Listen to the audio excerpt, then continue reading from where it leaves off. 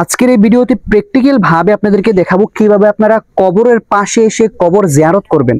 অনেক দর্শক আছেন সঠিক নিয়মে কিন্তু কবর জিয়ারত করতে পারেন না, কি কি দোয়া পড়বেন এখানে এসে সেটাও কিন্তু জানেন না। চলুন আমরা প্র্যাকটিক্যাল ভাবে কবর জিয়ারতটি শিখে নিই।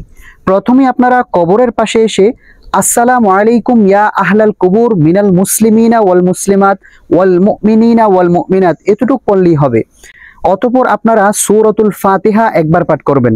বিসমিল্লাহির রহমানির রহিম, আলহামদুলিল্লাহি রাব্বিল আলামিন, আর রহমানির রহিম, মালিকি ইয়াউমিদ্দিন, ইয়্যাকা না'বুদু ওয়া ইয়্যাকা নাস্তাঈন, ইহদিনাস সিরাতাল মুস্তাকিম, সিরাতাল্লাযীনা আন'আমতা আলাইহিম, গায়রিল মাগদুবি আলাইহিম ওয়ালাদ-দাল্লিন, আমিন।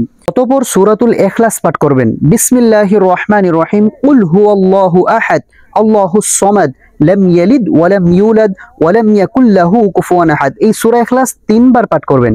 অতঃপর সূরা আলাম নাশরাহ পাঠ করবেন। বিসমিল্লাহির রহমানির রহিম, আলাম নাশরাহ লাকা সাদরাক ওয়া ওয়াদা'না আনকা উযরাক আল্লাযী আনকাযা যহরাক ওয়া রাফা'না লাকা যিকরাক ফাইন্না মা'আল উসরি ইউসরা ইন্না মা'আল উসরি ইউসরা ফাইযা ফারাগতা ফানসাব ওয়া ইলা রাব্বিকা ফারগাব।